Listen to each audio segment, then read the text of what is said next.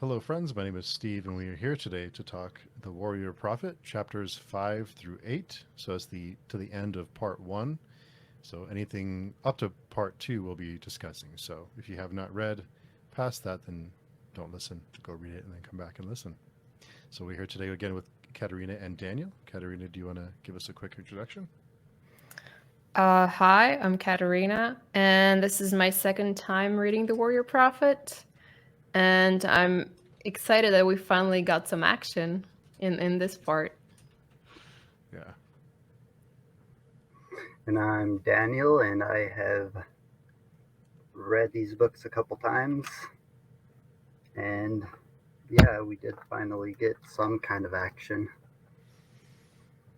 Yeah, I know when we started The Warrior Prophet, and both of you had said, oh, it's action packed. And like the first 4 chapters were pretty, you can tell things were building. And then from after this chapter, about halfway through chapter 5 or so, things really ramp up, and the gas pedal is all the way down to the ground. So um, yeah, to be perfectly honest, I was a little confused as to what was going on at first in the battles. I didn't really couldn't really follow like who was who and who was attacking who with all the different names. So it took me a minute to like, okay, who's getting killed and who's not getting killed here. Yeah, I mean, if you manage to remember or recognize all the different lords that get name dropped in these 4 chapters, then kudos to you. Because even in my second read, I'm still like there's like the major lords, the big lords, the what those ones I can recognize now, but the minor nobles I don't even remember most of those making an appearance in this book or any other book in the series. So I'm not surprised you were confused. Yeah, even insignificant names get called out. So I just like to think of it like an army contingency. You got all your different little groups, or like even in Game of Thrones, they would all like call on other cities to help them, their bannermen or whatever. So you got all your different banners around. It's just knowing which side which is on. That's the confusing bit here. And this war is not like done at the ground at all. It's all bird's eye view, kind of. Mm-hmm. Because I'd imagine there was 200,000 people in this battle, maybe more. 100,000 of them, and more than 100,000 uh, Phantom. Mm-hmm. Yeah, I think that's about right. I think the no, not the Conryans. The men under Sabon and Gothielk, they uh they had around 100,000. It was about half of the Holy War, I think. I think it's the Taidani and the Galioth and the Shriel Knights. Yes, and the Thunieri. Wow, Yeah, I'm that's impressed. right. They were the ones that came last minute. They seem like the most formidable warriors. And I Yeah, guess there was also 12 sorcerers, which count as 1,000 more people each, at Yeah, least. but on the Phantom side, right? The Sistorum. Norserai, yes, the Norserai, the Inrithi didn't bring any sorcerers with them, which is what almost cost them the battle. The Scarlet Spires are still lagging behind, and at the end of this bit, it seems like that's kind of their goal now, is to just stay lagging behind until they hit the destination. I think that was kind of their intention, right? Is to kind of stand back and then come in at the last minute and clean up. Is kind of, or am I wrong? Or is that? After this chapter, he basically says that he wants just all these, oh, what does he call them? Just basically religious. He wants all these religious fanatics to go and kill as many of the Sishwarim as they can, so when they face him, it can be annihilation. Because if he loses enough of his own school, he'll have like turned his school into a minor school just to defeat his enemy. and he can't have that. So he's got to save all his power till the end. Yeah, I'm that's glad I'm not exactly the. right. Sorry, go ahead. No, go ahead. No, I was just gonna say, yeah, it's yeah, basically Eliezer decides that um it's better to save his strength and his people for the very end, so that they can attack the Gisharim at Shaima at full strength. Oh, That's his maybe But plan. definitely but me. His plan for now, anyways. All their plans seem to be changing pretty fluidly as we go. yeah, but the reason they did not participate in the Battle of Mangera is just that they're so slow. They were still marching to Asgiliath, where Conphus and Proas were waiting for them. Yeah. And Sabon wouldn't have waited anyways. He wouldn't have went slow with them just to get there. He was just going for glory. And then right when all hope was lost, he did exactly what Kellis told him, and it saved them the battle. Yeah, Yeah, I did like that. he sacrificed the Shrial Knights. And Sarsalis. He got Sarsalis just like he wanted to get Sarsalis. I Until he think, got rezzed. yeah, I think it said guy exploded in front of him, and the dagger flew from the guy through Sarsalis's neck, and he dropped face first into the ground. And That's then a really revert. stupid way to die. And the coolest guy, his name was Jarl Grata Schrankhammer. Do you guys just remember that name? It was a real random name, but he was just the most brutal guy in the whole war. I don't remember. I don't Yeah. remember that.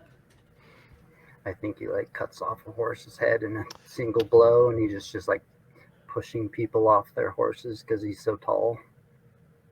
Oh wow. Yeah. Yeah, I did like that they just kind of go after the horses because that's probably what would happen, right? They would probably start killing horses and getting them off the, losing that just advantage of, being mounted.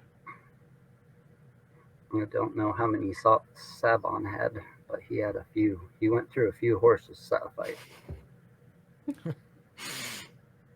Yeah, Sabon calling for more horses is one of the funnier parts of the battle. Um,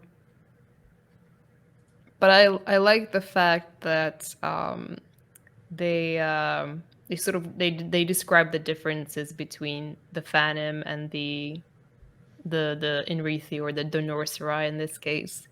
The fact that the Phantom are maybe like more, they like rely a lot on their horses, and like very good horse riders and archers, and they can shoot arrows while riding, while the Norserai are much more, I guess they're have an advantage on the ground rather than maybe on the horses. And Yeah, it seemed like they're used to fighting on just flat, open plains, kind of like the Sylvendi are. So they can shoot from riding their horse a lot better. And I think all of them were calling him like womanish for doing that. And then Yeah. they all just died for it. And then they decided it wasn't so womanish after all. Yeah, it changed pretty fast. It was like a woman weapon or something, and then that, yeah, it didn't last too long. They changed And their tune. then to the yeah, Sylvendi, everything they do is womanish. And they just think arrows are womanish. the Phantom are a lot more flexible, I guess, or like more agile, whereas the Norserai are, they're kind of like rocks. Like if they just stand in a place, nothing, everything will break against them. But if they try to like move around, or um they're not very successful. So I feel like part of the reason they win, they managed to fight the Phantom is just by standing there, letting them break against their shields. And then the couple times they almost lost were because they like thought they were breaking them, so they went to like chase them off, and then they got encircled and slaughtered. So if they held the line, they did good. But anytime they chased, it didn't go good. Yeah, you would think that like Sabon would have some sense of strategy, but that doesn't really seem to be the case. Like he basically falls for the trap immediately, and then the Shrylanites have to make a charge to help them, to relieve them and help them return back to the line. It seems like When of all the people, like all the lords who marched out from Asgiliath, like Gotian, the commander of the Shrylanites, is the only one who can actually, like, who's actually like a capable commander. Sabon just he only needs what he was told. God told him he was going to win. What kind of strategy do you need when God says you're going to win? I feel like he kind of told himself that he was going to win. Like I feel like he only relies on God when it's convenient for him. Yeah, he's definitely not religious. It doesn't seem like Proyas, anyways. Yeah, kind of got the impression he was depending on numbers. That he was confident because of the numbers that he had, and not so much strategies like brute, force. Just It charge was until you get him. based on a gamble that the Scaris was going to bring his people back and only fight in a couple cities, so they had more numbers, but they were wrong. And then that they wouldn't sacrifice any Sishwarim or bring any out until later when the real battles happened, which was also wrong. And I think Yeah. that they sent outriders, and the outriders all got killed, and Nair went and observed the battle scene. That was a pretty cool part. Yeah, he plays detective there for a minute. Crime scene investigator. Yeah, he's the original CSI. Yeah. Yeah.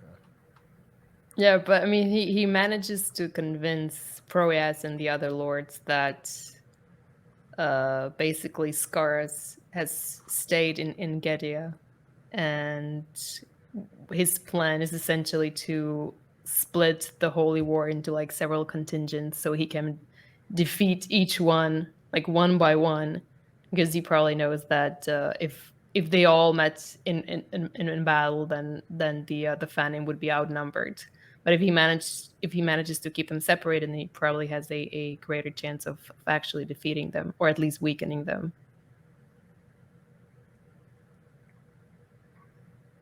Yeah, he Yep. mentioned. I think it's Nor who mentions war is intellect.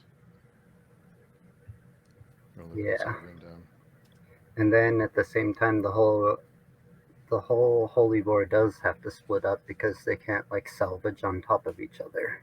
There's not enough forage for 250,000 plus 250,000 from what it sounded like. 250,000 warriors and 250,000 camp followers at least. That's what Acadian said.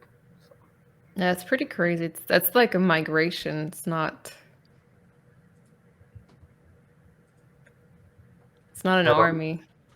I don't know anytime that ever happens. I like reflect back onto that Muslim holiday where they all go to the rock and it's just completely surrounded with what at least 100,000 people, but there's really no other time that we see that many people gathered together anymore.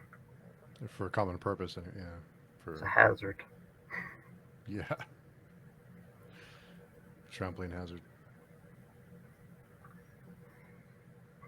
Yeah. The sorcerers showing up was. I thought that was really neat that they just kind of show up and everyone. It has a big impact when they just appear, and they're like well, then they each equal a few hundred or 100 men. So it was like killing hundreds of men when they killed the sorcerers. They say one sorcerer's 1,000, but 1,000. one sorcerer is probably more than 1,000. When they were talking about losses, it's because like I feel like they said the Scarlet Spires and the Sisharam both had like 120 members or right around there. So when you lose 12, that's like a high percentage of the entire population. Yeah, I mean, and they take time to train, right? So it's a big investment for the schools. So to lose so many is really, it's a great loss. But I was kind of surprised that, like, yes, they call themselves the few, but I was still surprised how few they actually were. And the Scarlet Spires are supposed to be one of the largest schools, right? Yeah. So if they're around 100, 150 Scarlet Spires, then there are even fewer. The other schools have even fewer members. Which in this world, I think that if you got 1,000 mages together, it might just be too much for the world. They're pretty powerful. So, and the Yeah, Tears of God like stop them, but their magic can like use the earth to kill whatever has the Tears of God too. They just have to know that they have them.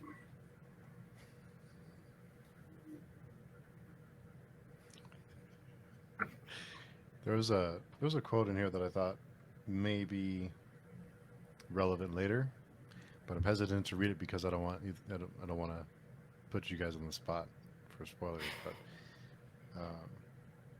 on page 140 in my copy, anyway, the Topoi are like heights, places where one can see far, but where heights are built with mounds of stone and earth, Topoi are built with mounds of trauma and suffering. They are heights that let us see farther than this world, some say into the outside. Maybe not. I don't know. It struck me as important. It may come into play later, but I may be wrong. It's a really cool quote, and it's really crazy to think about, even like in our current world.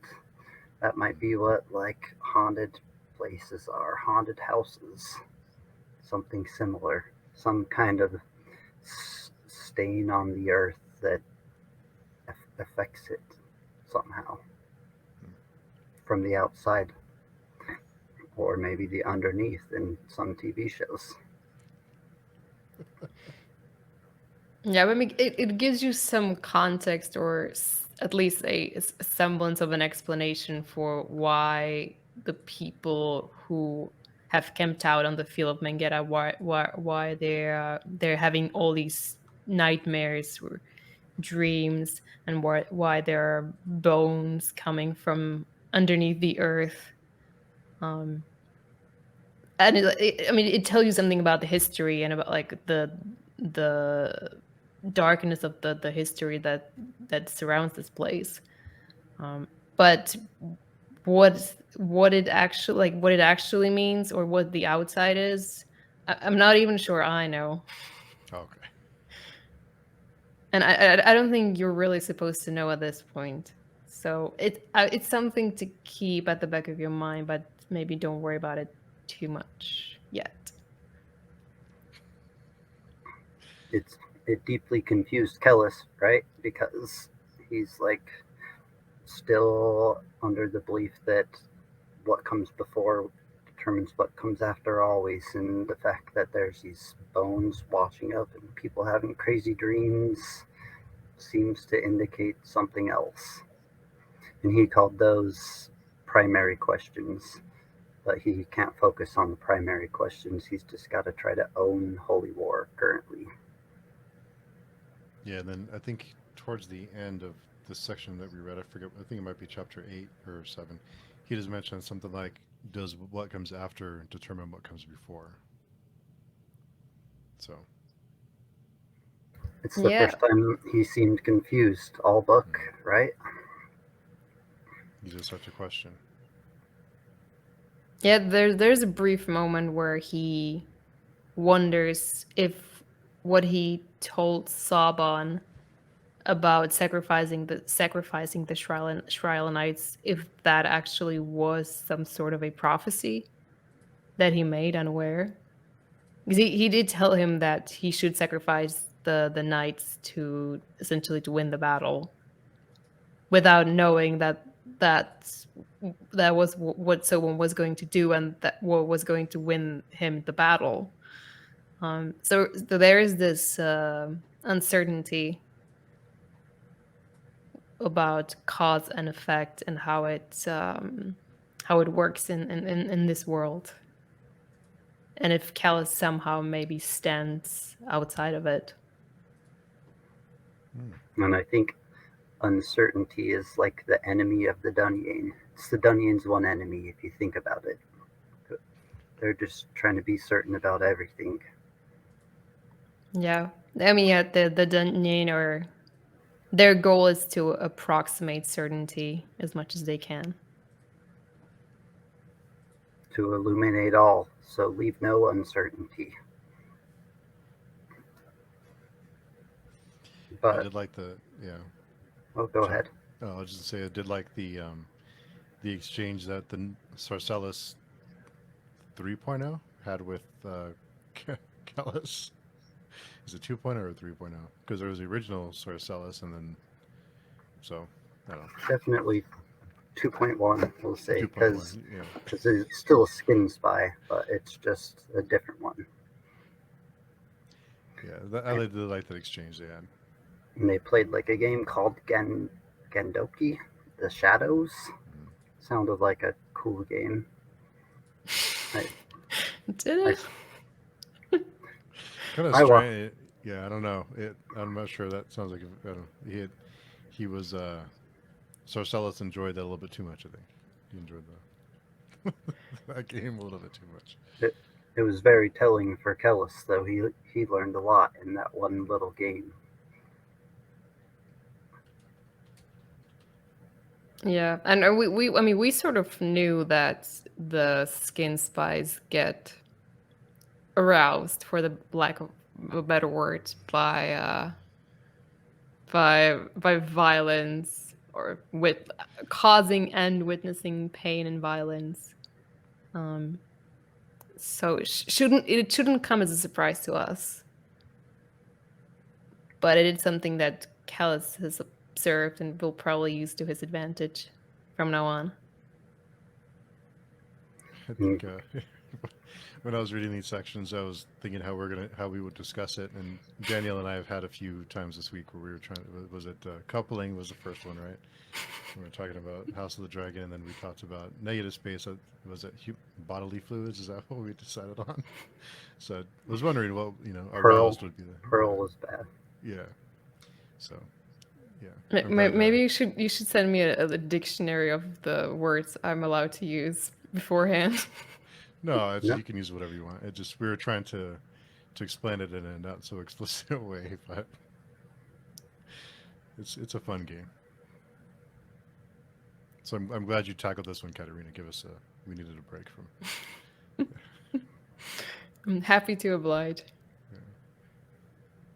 And I think in that same battle, Kellis insinuates that Sarcellus 2.0 had told him everything about the endless hunger, and that they were watching Kellis, and they had used SMNet to watch Drusus Acamian too, and Sarcellus believes him, it seems like, and then decides that he should probably die because he knows too much. And Kellis was trying to walk the fine line between not killing, not looking weak, and not looking too powerful, until he realized that he was trying to kill him. Then he just won the game. And it said he kicked in his chest, and it was just cartilage. That's pretty weird, like a shark. Yeah, before that exchange, I wondered if it was like a hive mind with the skin spies, if they shared information, but now we know they don't, or at least Sarcellus 2.1 didn't know what 2.0 did.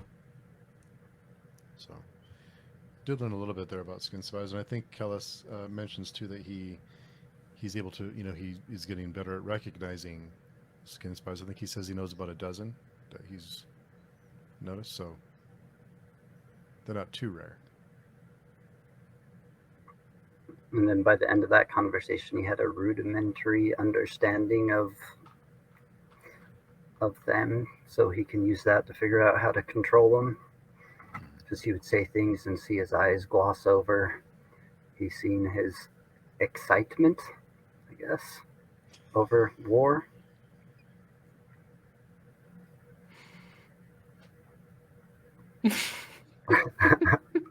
There's another word. Yeah. So, Okay, I'll try not to think of too many synonyms. Man. oh, yeah, we have fun. You can say what you want, but you can't say we don't have fun. Oh, and there was two cool quotes about Sarsalis. One was,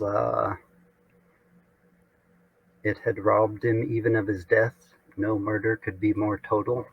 Because Sarsalis is still out there, but he's just dead. His position was like, oh, the other one is strange that a man could be a position. Yeah, that was a pretty cool quote.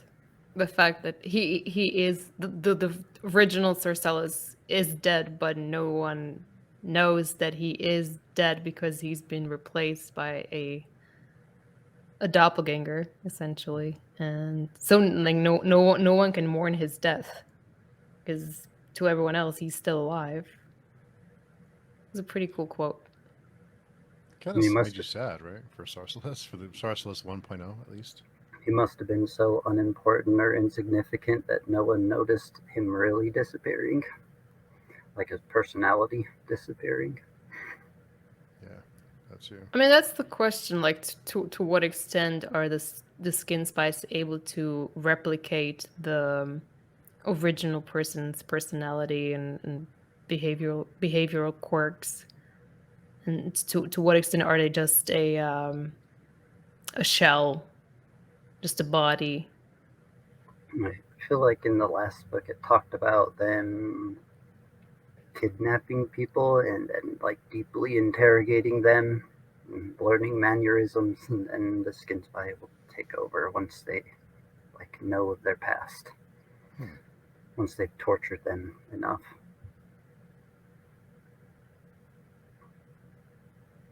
Yeah, I'm not sure. I don't remember too well, but they did take Gishruни's face. Yeah. So some violence or torture is involved, it seems. Weren't these sorcerers wearing human skin, or am I misremembering? The no god No god. and the strength. The strength Just rank. Yeah. actually are almost a lot like the skin spies. They just love war more than they love other things. War is their favorite thing.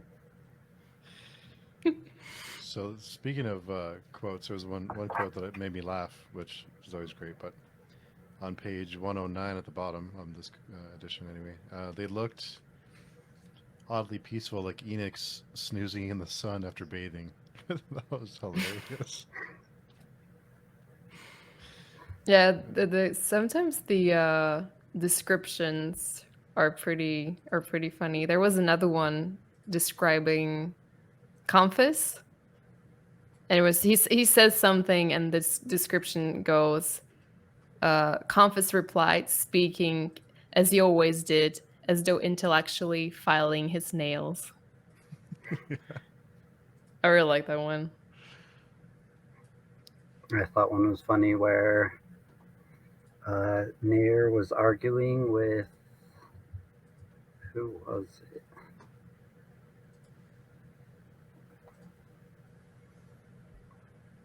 I don't remember what they. I think he argued with Pro. Yes. No, he argued with Confus again, and he like won him in the argument. And then the people were like, "Time to add another scar to your arm." Like he just killed Confus in the argument. It was good. So unfair. I mean, Comfus was right though. like basically the thing they argue about is that they Saban gets chosen as the, what do they call it, the battle celebrant, and everyone's like applauding, saying, yeah, like he won this battle, we won because of him. And then Confess is like, no, you idiots, like the fact you won was pure luck. You shouldn't have won. You should have been annihilated. How? And he's right. Like it's even like even Kellis, we hear, like, admits that the fact that they managed to survive, the fact that the Shrylanites managed to remove the Kisharim from the battle so quickly, like that was all pure luck. But then even Kellis is like, was that pure luck? In the end. But it certainly wasn't for, it wasn't because of Saban's great strategic mind and planning and preparation for the battle, right? Yeah, I think Kellis just called it a gamble to get rid of Sarsalis. Yeah, and sacrifice some odds 100,000 people on the side. That would be the second 100,000 people that got sacrificed. Ikaris sacrificed the first Vulgar Holy War.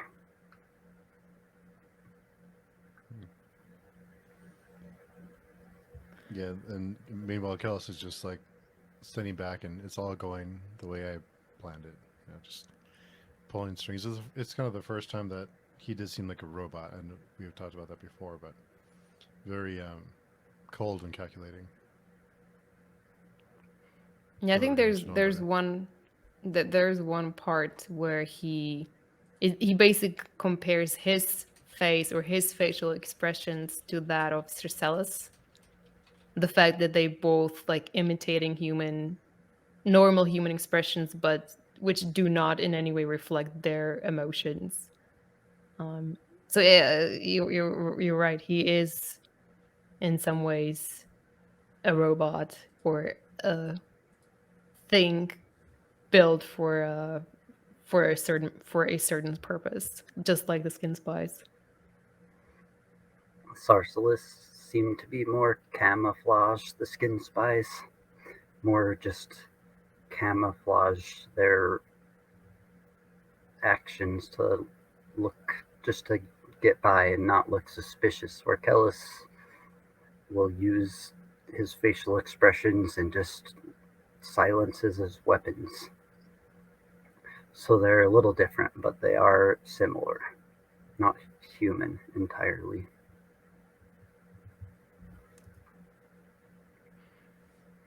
Oh, and then during the battle, there's a part where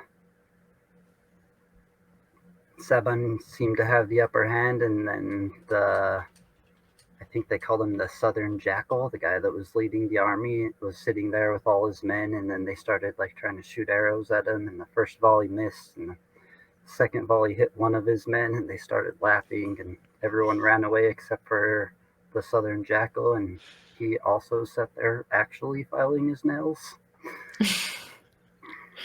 Well, I mean, he did hold Confess in captivity for a couple of years, so maybe that's where And that came from. I think he got away, maybe. I don't remember Uh, the Southern Jackal dying in the battle, and it said that a bunch of them got away and ran their horses to death. Like they found horses strewn along the road for a long time. So some of the Phantom got away. I don't remember if the Southern Jackal did. And I guess he did. I think we would have known if I think it's Scarus is his name, right? I don't know if that is Scarus, actually. No, I thought it was, but maybe I'm mistaken.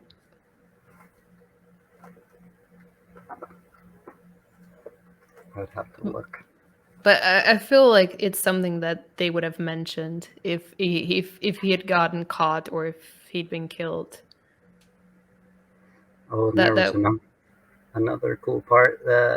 Right after the first part of the battle happened and the Phantom kind of won, they cut off all the Northmen heads and they started throwing them over the line. And the Northmen just threw the heads back at them. And they're like, well, what the hell are these people? Yeah. Yeah, I mean, it's interesting to think that the ferocity with which the Norserai fight and the fanatism with which they attack the Gisharim, it really rattles the Phantom, and it kind of leads to them losing morale and eventually losing the battle because of that. Like they never recover from the destruction of the Gisharim, even if they maybe could have won because they had better tactics, because they still had the numbers. I mean, it's hard to tell, but it's kind of cool that the psychological effects play such a big part in the battle as well.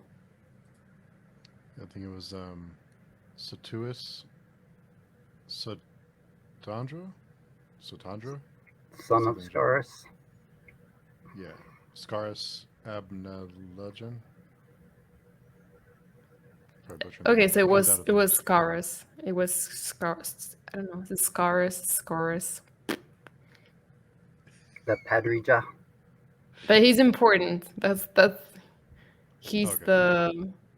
the what is he, Grandy? No, is he the Pederaja? I got lost in the titles. Yeah, there's a lot of them. It's on page 131 on this edition, but yeah. I have the hardcover. Oh, the Right. hardcover. Fancy. Old. This is the one that's taped up. I told you. Yeah, it's all beautiful. It's been through it. It's been loved. At least 15 years. Oh, he's the Sepetisha. Sepetisha? I don't know how to pronounce these names. I mean, the Inrethi names are hard enough. Then you add the Kianine to the mixture, and it's just it's too much. A lot of names. Yep, and since you don't get any perspectives of them, they're just even further away and more vague and hard to remember. I never remembered Yalgratas Rankhammer until I read the battle, and he was just all over in it, killing people. And I actually think I do. Maybe he stays around. Who knows? Still alive. I mean, I read it yesterday, and I don't remember him. So. Oh wow, yeah, I don't remember either. There's so many names. There's also the part like they're when they were talking about the Topoi and how like they're like heights kinda. They also talk about how in Mangetta there was like a prophecy and it says the soul that encounters him passes no further. It's like a quote from the sagas. And basically means that the dead don't die where they all fought that battle. Yeah, so I was about to mention is they said this is the worst place to die, and I think was it Saban who sees his own face when he's knocked down and he thinks it's his own body. A lot of weird stuff happened to Saban during that battle. There was this. There's this scene where I think he's like on the ground and he's about to get killed, and then his groom comes and rescues him. And before they manage to get back to safety, the groom is shot in the back.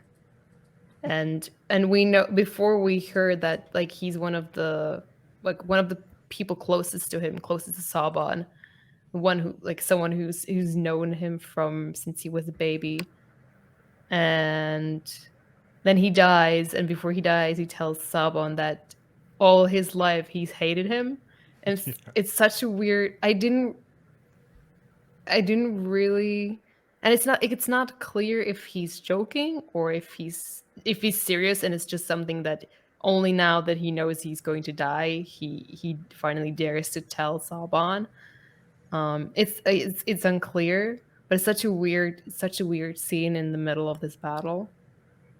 I was wondering what you thought of that, because I was very confused by that whole subplot with the groom. What'd you think, Daniel? Afterwards, it definitely seemed to leak into Saban's psyche, trying to decipher whether it was. He first was like, "Oh, you tell a joke right when you die," and then afterwards, he's like, "Does everybody hate me? Even the closest person to me hated me." So he seems to be having the same struggle as you, trying to decide whether it was just really a joke. I thought it was But a joke at first, but I'm not sure. I imagine he knows because he's known the guy his whole life. I think it said that the groom's like basically the one who taught him everything, is his father figure.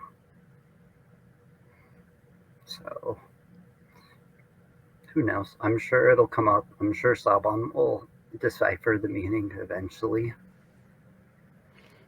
Yeah, probably Well, whatever works for him. yeah, like you said, Whatever's most convenient. derive his own meaning. And Akamian has a really bad time in the ruins because he's having really intense visions and nightmares.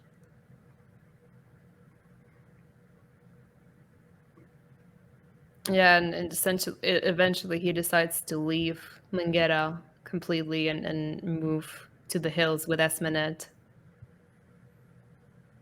where they basically play husband and wife for like a couple of days before they have to march again, which is kind of sweet. Like, I don't know, you kind of want them to be happy and enjoy some peaceful moments together, don't you?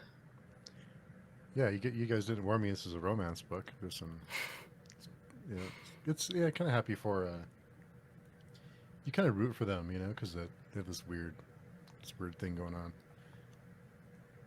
Now that I read the Anna Smith Sparks book, it reminded me of their brief moment they had in the first book, where they're like, maybe we could just run away together. Yeah, they can't though. I mean, it would never work out.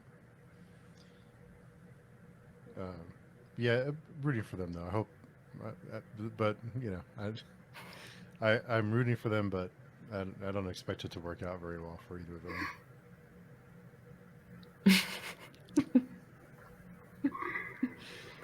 You're both getting really good at your poker faces. Letting me know if I'm onto something or not.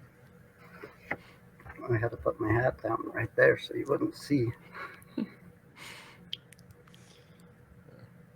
Oh, and then we got a bird's eye view of the bird, and he says that Golgotharoth would approve that the Holy War prevailed over the Shishwarm, and that it kind of surprised him. So that kind of lets you know what side they're on currently, at least for this current situation.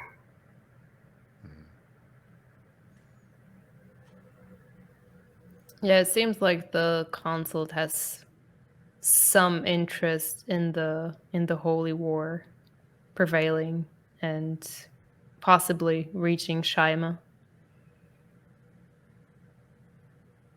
And there's also a a confirmation essentially that the Synthes is one of the Inkaroi. Is The it old there's this whole names. yeah the Synthes complains about men or the other races calling them Inkaroi, and thinks it's kind of an unfit description of their race or their species or whatever they are. Which Yep. we don't know yet. We just know that they're old. They're really, really old. I think even the skin spies. What did the skin spy say when he was fighting Kellis? Something about how they'd seen people just like Kellis, like tons of them over thousands of years. So he's insignificant to what they are. They're much more old and powerful than him. And it seems like they said that like age is the biggest advantage because they've been around and seen it all. So I'm kind of glad that Kellis had, he had a few moments of uncertainty because he seemed a little bit too powerful there for a little bit. He can pull too many strings, and it is not as interesting if he's too powerful. At least not yet. I mean, he did talk about before. He did talk about not understanding war, or like war being too complicated for him to calculate. So, like here, you kind of see him struggling. Like it is. I mean, yeah, it's there's just too many unknowns and too many variables he has to take into account. So he's put in a situation where he essentially has to make educated guesses about which way things are going to go if he makes that decision or another. So yeah, he's not all powerful.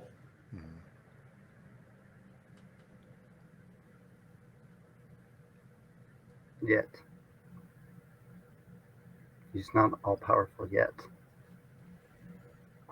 He definitely wants to be, though. Yeah, and it seems. Sorry. But he thinks his dad's the all powerful one. He's still struggling to catch up to whatever his dad's achieved so far.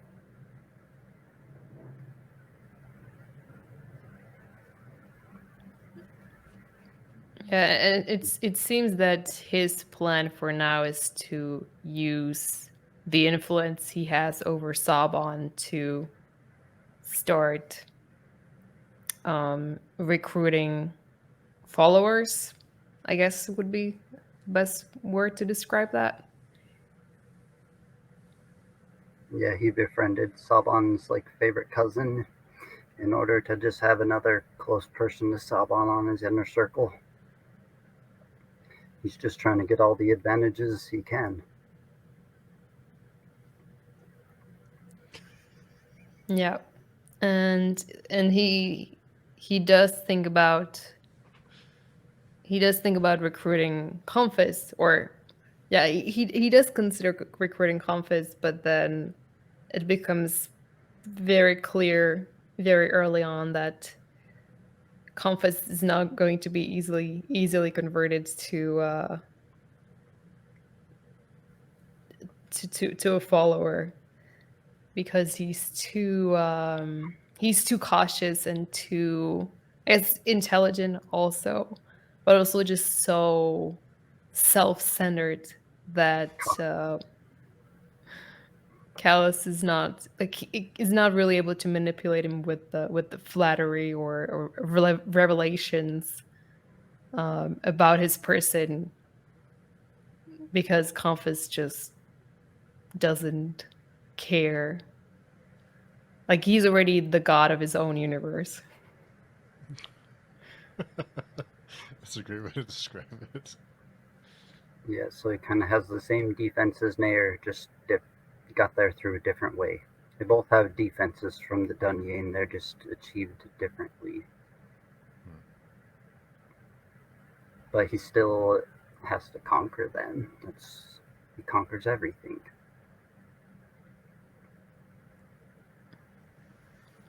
And Yeah, I think but we talked in the last chapter about how he didn't realize that that's kind of what Saraway was for Kellis and Nair.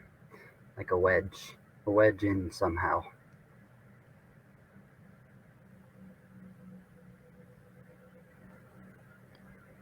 He'll get some other wedges soon, probably, or die trying.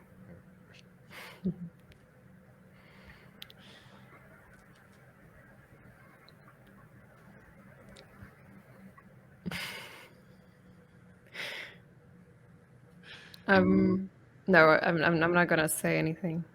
Let's see how things evolve. Fair enough. Um, It yeah, made mention of the Heron spear again when it talked about the final battle with the No God, and because he died at Mangetta or whatever, where they are currently. yeah, they talk about where the no god was struck down.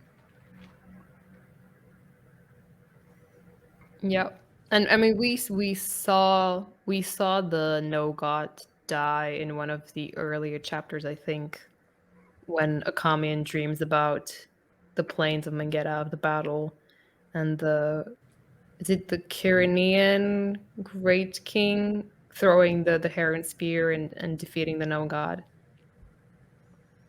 So in some ways we've already been to Mangetta Hmm. before before this before this And moment.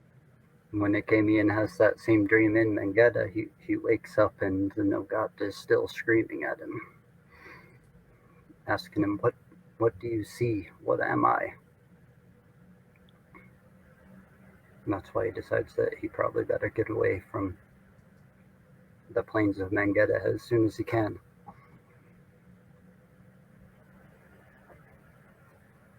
Oh Yeah, it yeah, was it said pretty. about the topoi, it said, like, since so much death and what did it call it? So much trauma and suffering had happened there that it was like being on a steep cliff and getting vertigo.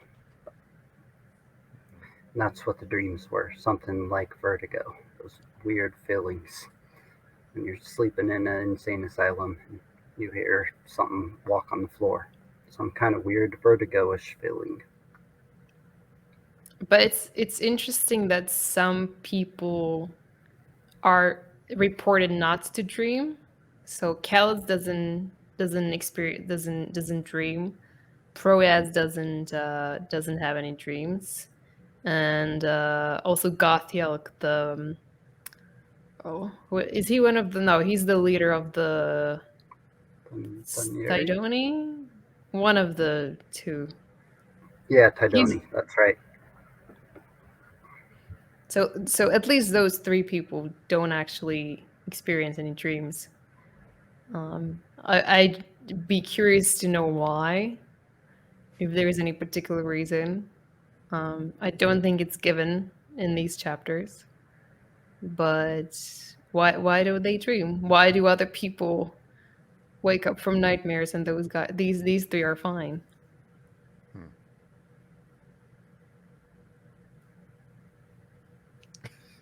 Just look for it while you read more, maybe. Have to keep an eye on that.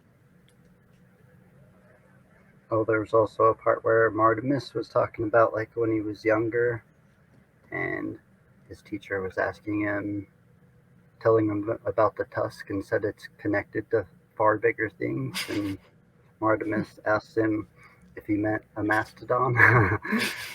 That part was funny, I thought. It was a good joke. Yeah, it was adorable. It was actually a cute joke. A lot of the jokes that people tell in these books are, Not innocent. yeah, adult jokes to say the least.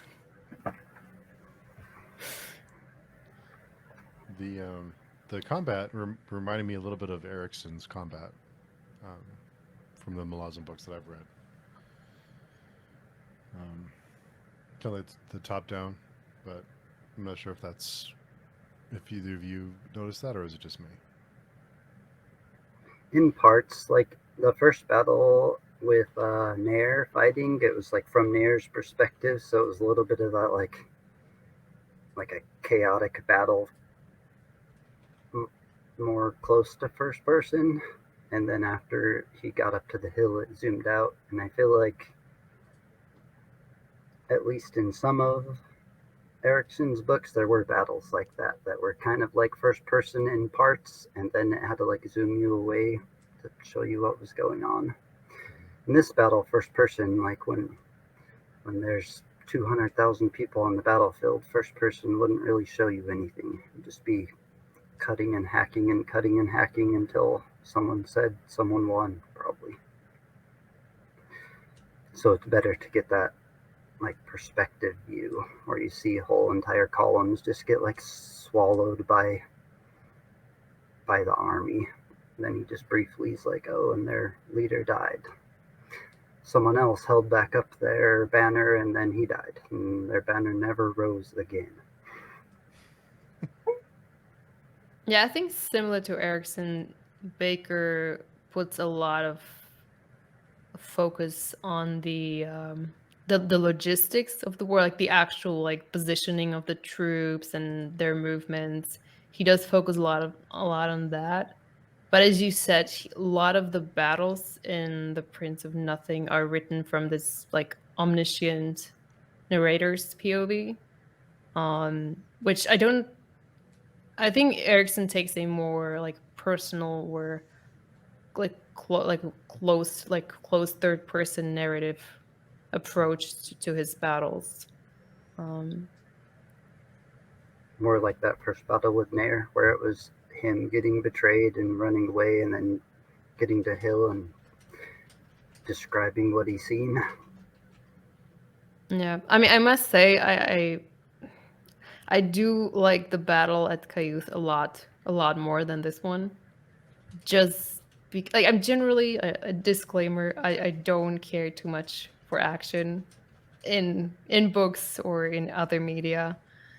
So I did like the Battle of Cayuth a lot more because it's much more personal, and it's about so much more than the actual battle. Whereas the battle here, the battle at Mengeda, it's like it felt like, yes, it's also about other things, but a lot of the focus is on what's actually happening on the ground and on like the military strategy, and there is less of the personal in this battle, I would say. Although you get a little bit of it with Saban. But I don't like Saban. He's just I'm not a fan, so I didn't care too much. Didn't care too much for him or what was happening to him. You just went along with the nobody likes him theory. Nobody likes Saban. Not even his groom Not even liked him. Saban. Yeah. God might like Yeah. him though. He realizes that now. Maybe God likes Saban if no one else does. No, I feel like I can remain pretty objective when it comes to most of the characters. But Soban, I mean, there are other reasons I don't like him, which you'll have to read and find out. But he's just so, he's just like, he feels, I don't know. It's like he feels like the world owes him something, and I don't think it does. Out of all the characters in this book, all the terrible characters, just Saban. Poor Saban. Get your wrath. Xerius seems a lot less likable than him. I'd get drunk with Saban. He wouldn't be that bad to hang out with. Xerius. Well, but Zirius is fun though. Saban is fun. Zirius always makes me laugh. Yeah, Saban, it's I true. don't know. Like Saban's really unpredictable. Like you don't know if he's gonna change his mind in a second about something, and or if he's gonna have a breakdown all of a sudden. Just not a fan. Not a fan. Yeah, I get it. But I'm biased. I mean, I do realize that. That's my one. That's the one time I cannot really stay very objective in these books, I think. Hashtag Team Saban.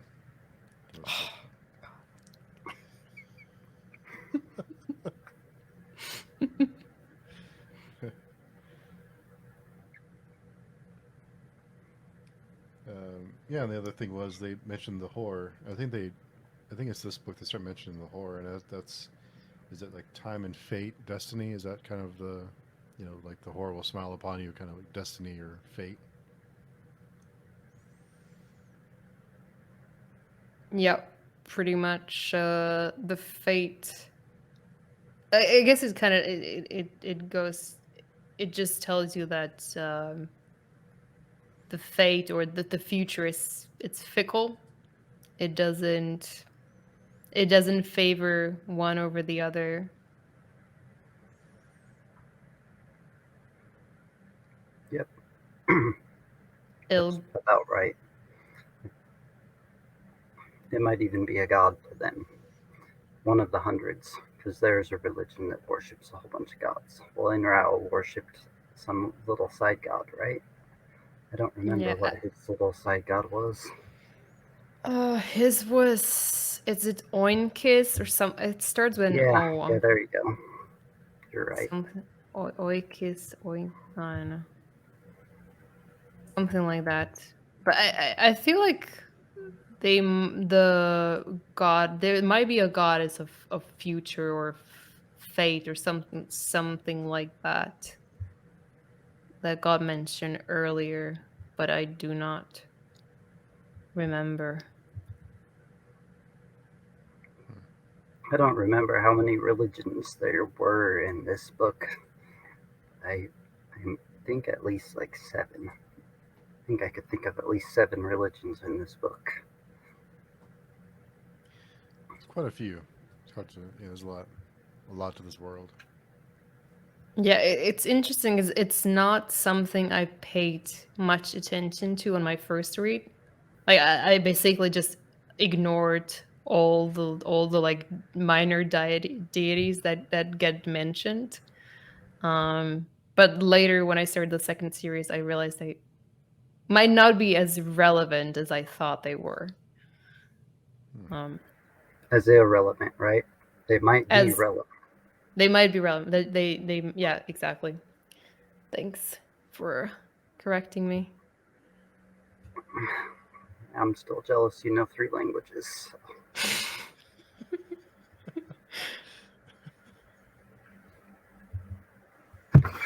Oh, I had one more quote. When men who knew little argued with men who knew nothing, tempers were certain to be thrown out of joint. This reminds me of my everyday life almost everywhere I go. Anytime I turn on the internet, certainly So, do you consider yourself the man who knows little or the one man who knows nothing? nothing. I know enough Buddhism to know I want to be the one who knows nothing instead of little. Because everything is something, but something is nothing.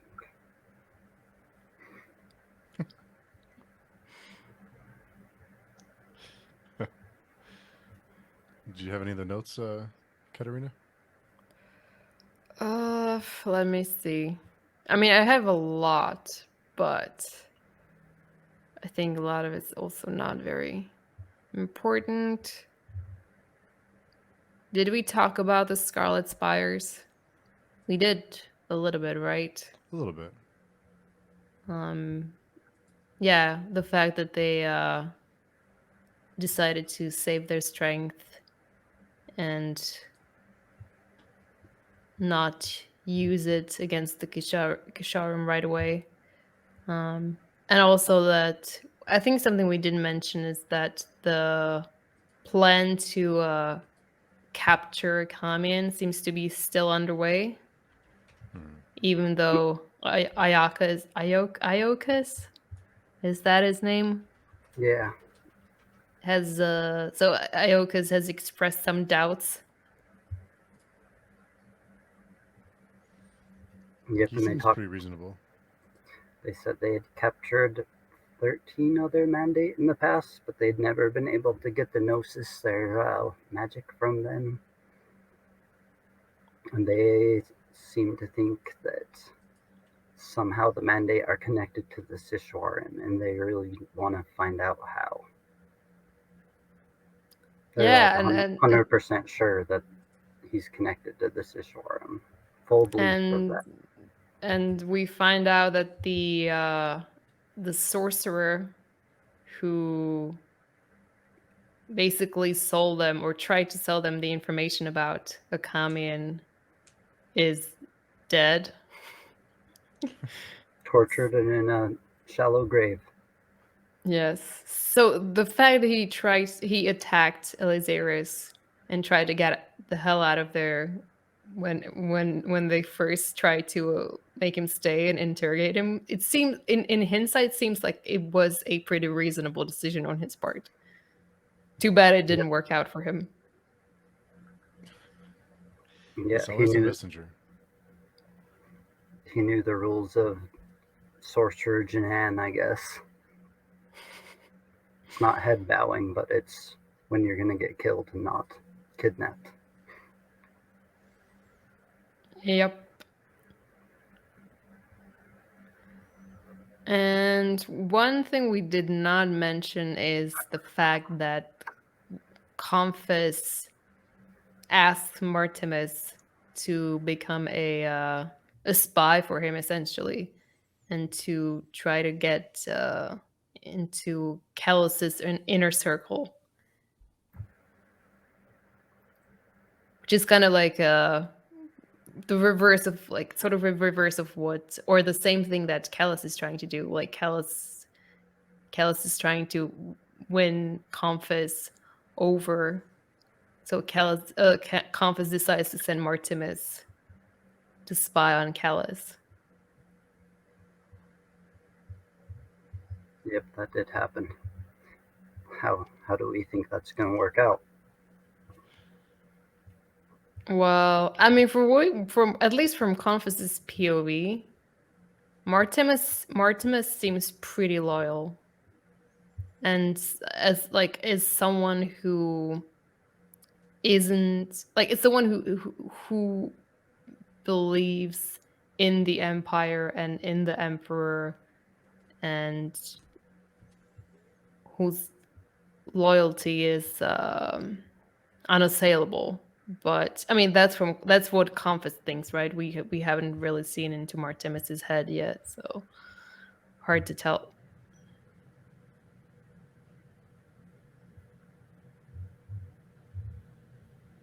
And what about you, Steve? What do you think is going to happen?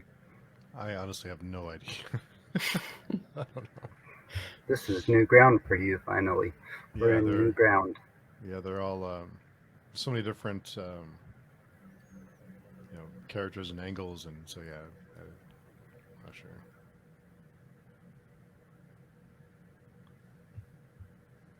Well, we'll see then.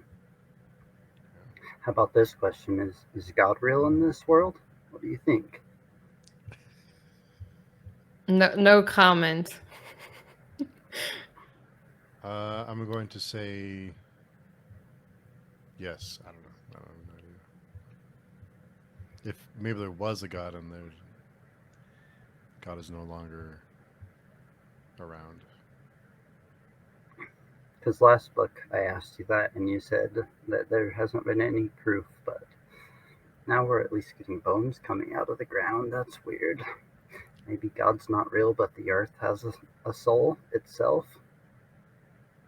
Seems something. Like it. Something. I keep hearing how mind-blowing the third book is, so we'll see. Is it the third book or the second trilogy? I forget. Anyway, one of them. The second trilogy goes places that no other book will ever go, for sure. I actually have a question for Steve as well. Uh-oh. We're in trouble already. No, I'm just curious because it's something that I found maybe puzzling when I read the trilogy for the first time. Who are you? Are you rooting for someone in the Holy War? Like we've only been following one side, obviously, but like what do you think, or where do you stand? Who is like, who do you think is in the right, or is there anyone in the right at all? I'm curious to know like how you feel about that. doesn't seem like anyone's really in the right. Um, everyone has their own uh, goals. I feel like I should be rooting for Kellis, but I can't. He's just so he feels really like a robot, so it's hard to attach to him because it's hard to connect with him. I feel like I should be rooting for Akamian because he seems like fairly harmless and like a decent fellow, but we know that he survives at least after this holy war, right? Because of the quotes in the beginning of the chapters, so he lives for a little bit longer at least. I Mm. find myself rooting for Esminet and for Surway more than I do the other characters. The Cool. true And innocence. Hmm? The true innocence, Yeah, seemingly. I kind of root for them to find peace and happiness, but the rest of them, I like Noir. I kind of it's hard to like yeah. some of these characters, but I mean I enjoy reading them and I enjoy following the story. But as far as like who I'm rooting for, that's a tough one because there's so many Yeah. horrible characters. Yeah, I was maybe thinking more from the angle, like from the religious angle, because you have like at least like very superficially, it is the war is between the Phantom and the Enrithi, and like all the characters that we follow are Enrithi. Yeah, Mhm. basically. Um, we know like, and we don't actually we haven't actually gotten a perspective from the Phantom. So maybe I was thinking about it in those terms. I'm pretty convinced the Phantom's going to win. I think we had talked about that a little bit. Was it last week or the week Poker before? face, poker face. There was a part like after this battle where the all the holy war people like swept into the camp and they murdered all the slaves and raped all the women and just like did all the worst things that humans can do, Yeah, which it is is. what happened in the Crusades, right? Like Hmm. you're fighting for the good side, but you still do the bad things. A good side in quotes. In real life, our Scott Baker alludes to what he calls the magical belief lottery a lot, meaning like currently if you won the magical belief lottery you would be like a white male in America who's Christian because then you have like all the best magical belief traits in the current world.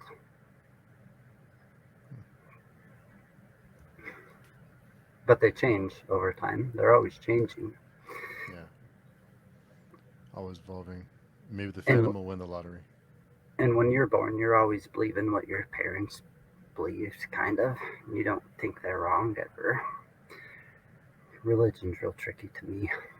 I Yeah. just feel bad for all of them who hate each other over just the religion. Same with all these people in this holy war. I just feel bad for all of them. Yeah, I mean it's the part where where it gets mentioned that they raid the camp and slaughter everyone or like violate everyone. I found that really powerful, especially because you spend this entire battle on the side, like well, most of it on the side of the Inrithi, and you kind of can't help but root for them, and then they win, and you're like, yay, and then they go and just do this, which puts things back into a perspective. And it's maybe because it's fresh, but it did remind me a lot of Empires of Dust. I won't say too much, so I won't spoil it for anyone. But that conflicting, you want to root for certain people or certain groups, and then they do really terrible things after. So, kind of, I can see where that comparison comes from. The farther we get into Prince of Nothing. Yeah, there are definitely some perils. My last note says I counted 2 death came swirling down lines. What was the line? Death. Death came swirling down. When Oh. Sarsalis died, death came swirling down, and Hmm. someone else, I don't remember. I think that is a line out of the Iliad, if I'm right, or the other one. What's the other one The called? Odyssey. Yeah, one Oh. of the to Beowulf. It's one of those really old fantasy books.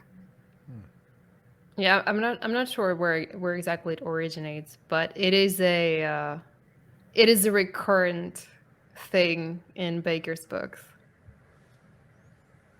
Once you notice it, you can't unsee it. It is true. There's a lot of swirling death. Yes, there is. And just a lot of death in general. Yeah.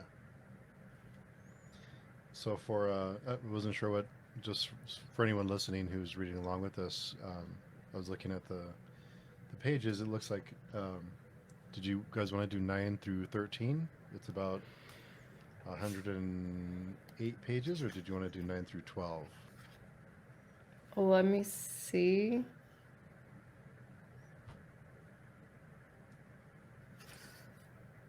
I can't Yes. remember. I just say yes. Where I need to look which one is chapter 14, because there are two chapters that essentially are like happen right one after the other. But I don't remember if it was 12 or 13.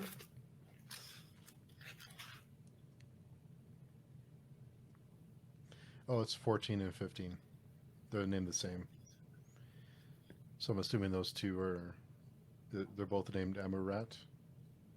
And Yeah, Amarat. that should be those should be probably. I think there's like a cliffhanger at the end of the first one, so. Oh, okay. I guess So if we did go to 13, then we would do all of them at once, right? Is that right? Yeah. So then, or we can do, yeah, we can either do 9 through 12 or 9 through 13.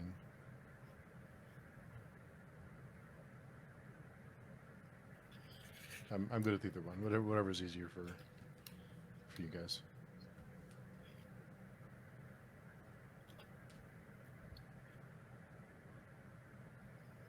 I guess either works for me. If we do, just looking at the pages, if we do 9 through 13, the following week would be about 60, almost 70 pages for the finish the part 2. So either way.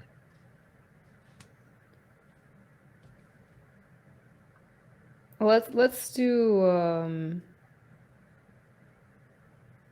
I don't know. Maybe let's do the first 4. Or no, wait, it's how long are the first 5 chapters? Or like chapter 9 through 13? 9 through 13 is 108 pages. Well, that's fine. I mean, that's doable.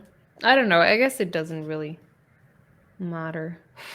Or you're the only one with self-control, so that's why I have to ask you, because you're the reasonable person in this group. So I have to see what you think. Okay. Yes, but I'm also terrible at making decisions, so.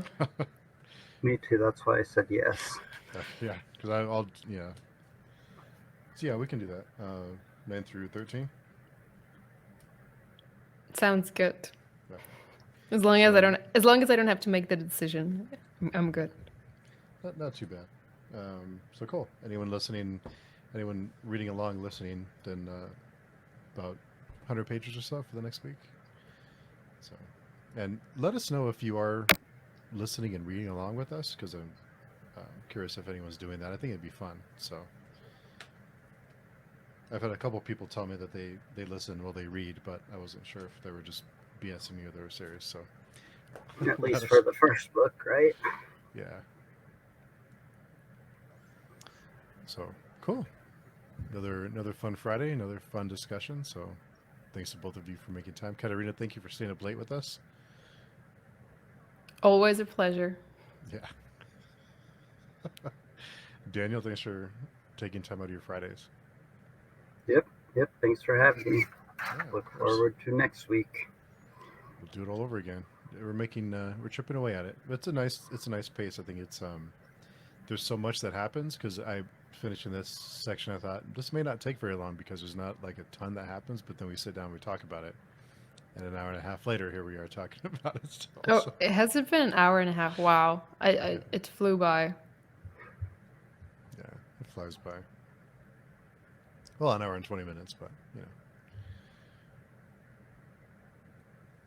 Cool. Well, we'll see everyone next week, or you'll hear us next week. Everyone have a great weekend. Yep. Bye. Bye bye. Yeah.